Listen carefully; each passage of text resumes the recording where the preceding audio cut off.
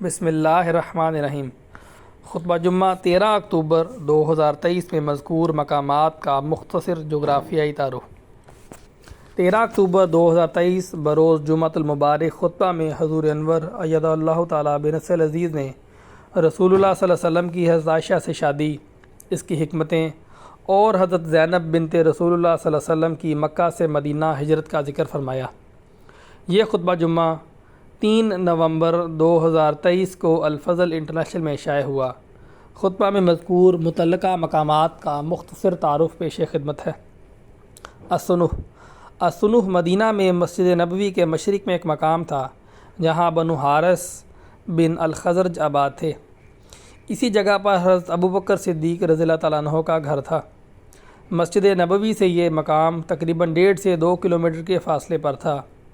موجودہ نقشے میں یہ جگہ قربان اور الاوالی میں شامل ہے اور جنت البقیع سے ملحقہ ہے۔ صحیح بخاری کی روایت کے مطابق جب رسول اللہ صلی اللہ علیہ وسلم کی وفات ہوئی تو حضرت ابوبکر السنوح میں تھے کہ آپ کو خبر ملی۔ اس پر آپ فوری طور پر مسجد نبوی تشریف لائے۔ ایک روایت کے مطابق عبداللہ بن زبیر، ان کی والدہ حضرت اسماء ابوبکر صدیق رضی اللہ تعالیٰ عنہ کی بیٹی تھیں، کی پیدائش بھی اسی جگہ میں ہوئی۔ حضرت عائشہ رضی اللہ تعالیٰ عنہ اپنے رخصتانہ سے قبل اسی جگہ اپنے والدین کے ہمراہ مقیم تھیں۔ انصار کی خواتین نے شادی کا اہتمام کیا۔ رسول اللہ صلی اللہ علیہ وسلم یہاں تشریف لائے، پھر آپ رضی اللہ تعالیٰ عنہ اپنے گھر سے رخصت ہو کر حرم نبوی میں شامل ہو گئیں۔ ذو الطویٰ، وادی ذی الطویٰ مکہ میں مسجد حرام کے شمال میں ایک وادی ہے۔ مسجد حرام سے اس جگہ کا فاصلہ تقریباً 1.5 سے 2 کلومیٹر ہے۔ رسول اللہ صلی اللہ علیہ وسلم نے جب مکہ میں داخل ہونے سے قبل اس جگہ رات بسر کی تھی۔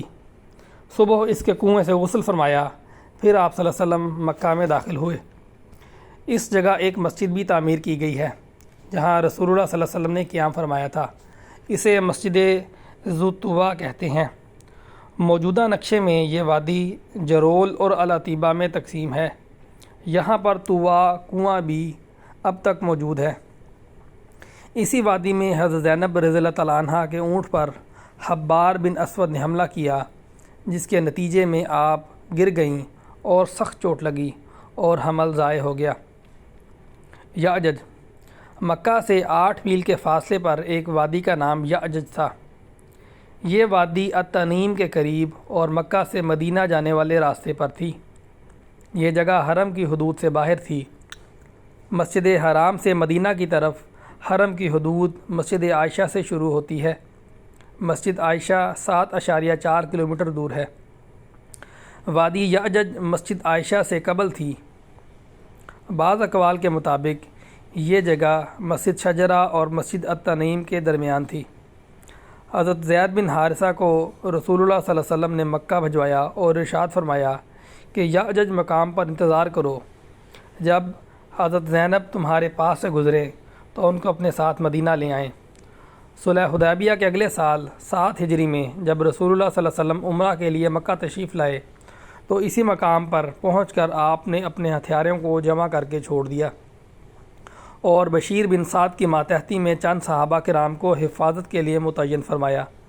پھر صلح کی شرائط کے مطابق آپ صلی اللہ علیہ وسلم اور صحابہ اپنی تلواریں میان میں رکھ کر مکہ میں داخل ہوئے۔ جزاکم اللہ تعالیٰ۔